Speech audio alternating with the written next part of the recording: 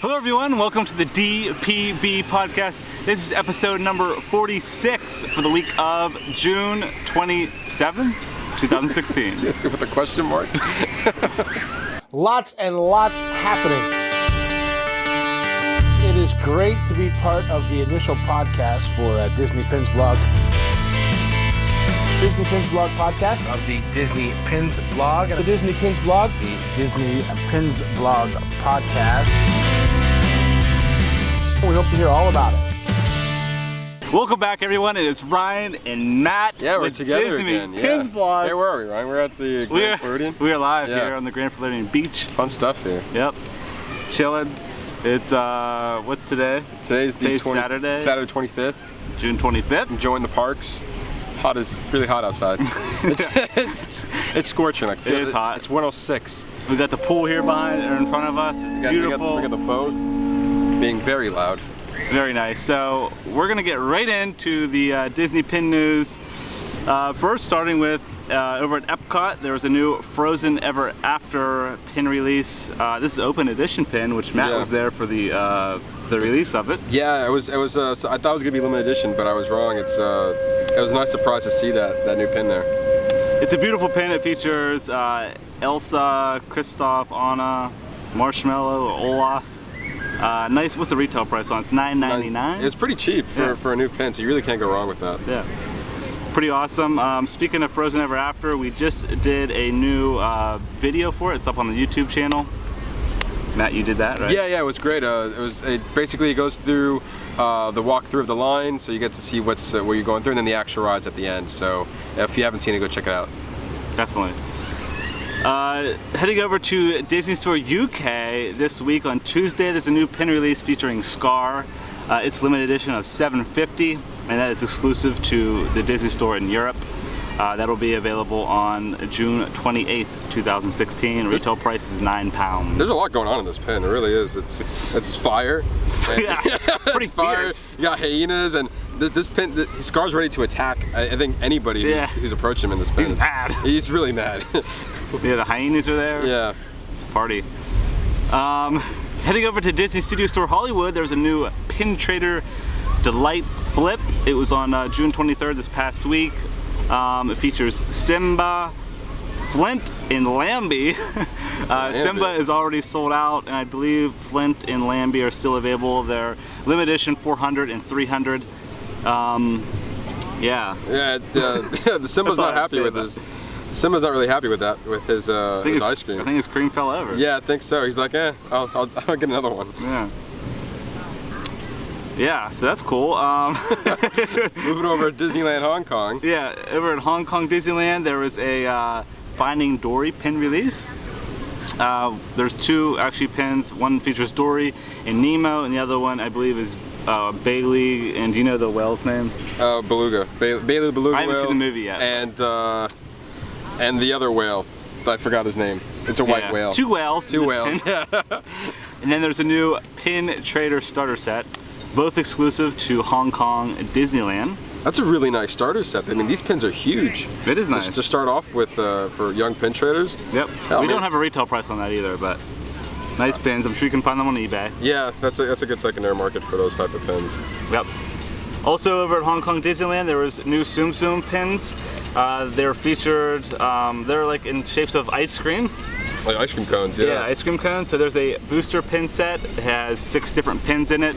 And there's like waffle cones, and then the Tsum characters are like the ice cream. And then there's also like a character pin in a waffle bowl with a bunch of like Tsum characters as the ice cream. I think it's weird with the 6-piece set for the Tsum cones. You have like Mike and Sully, you know, Mickey, Minnie makes sense, but then you have the cat from Aristocats and the alien from Toy Story. Yeah, that's odd. That's a really odd mix there. I don't know what they're Marie thinking. and the alien. Yeah.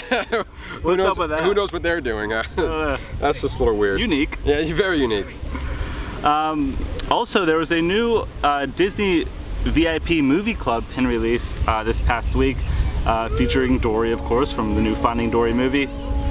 Retail price on this is only $6.95, and it's exclusive to the VIP members of the Disney Movie Club. And I heard it's already sold out. There's not there's not a lot of pins that go through the.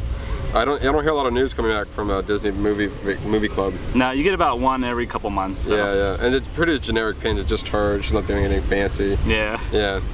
Pretty generic. Then there's also a new cast member exclusive pin this past week featuring Zootopia. It has Judy Hopps on it, and on the top it says "Don't even." So I like your that's enthusiasm.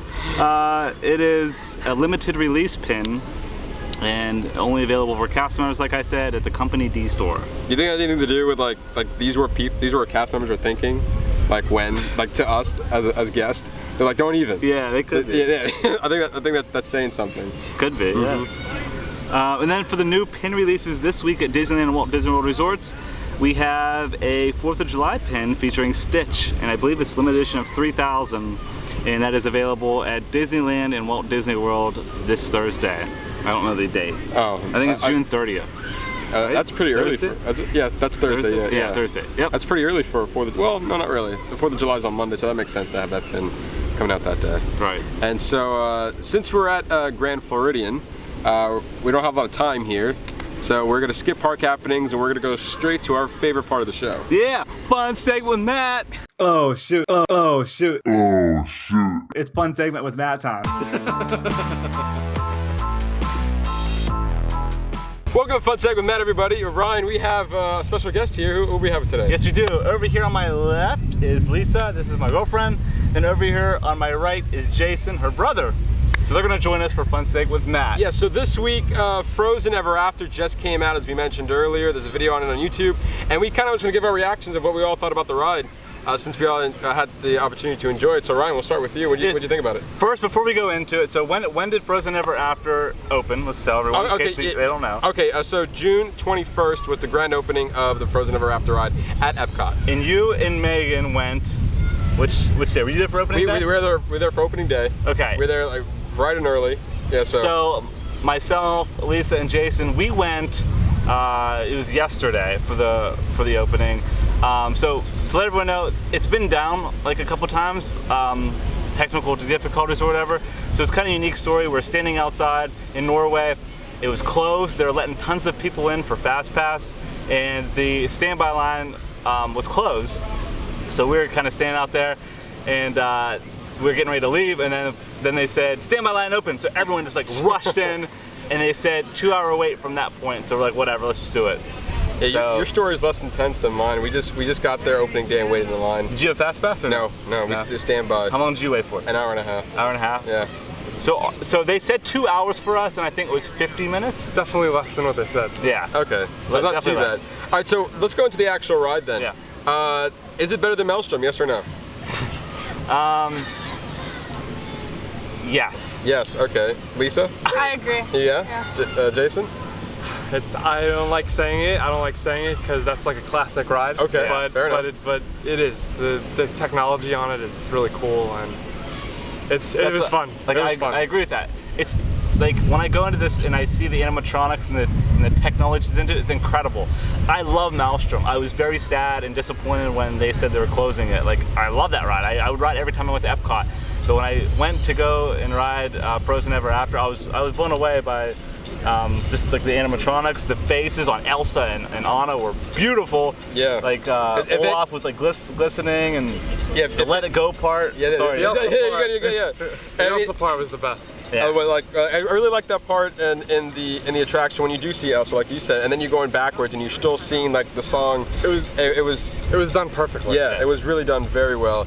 And if you ever rode Seven Dwarfs Mine Ride, Mine Train, yeah. Yep. It's the same animatronics from that ride than it is in Frozen. Right. Like when we see like Kristoff and Anna and Elsa, and then like even the animatronics on Sven and Olaf are incredible. It's really lifelike. It's really pretty good. Do you have a favorite part? I was just gonna say, mention the track layout looks exactly the same. Oh, I think it is. It is. Yeah, it is. 100%. You still go backwards. The waterfall, that part's closed up. They don't have that anymore. Like where you could see like outside. You could see where it was. It was by the marshmallow. Yeah, exactly. Yeah. The marshmallow and the snowgies. Or that's Snoogies, yeah. Yeah. But favorite part, we'll start with Lisa. What was your favorite My part? favorite part's when you go backwards. I just felt like it was very magical with the music, and when you see Elsa, I love that. My favorite part was probably, I had a couple favorite parts. If you had to pick one. If I had to go, Yeah, only one. Probably the Elsa part. Like Probably when you're going into like her house or whatever, and you go backwards. It's nuts. You look at this, like look up. People look up. The ceiling and everything, the lights. You kind of feel like you're outside. It's like really cool. Yeah.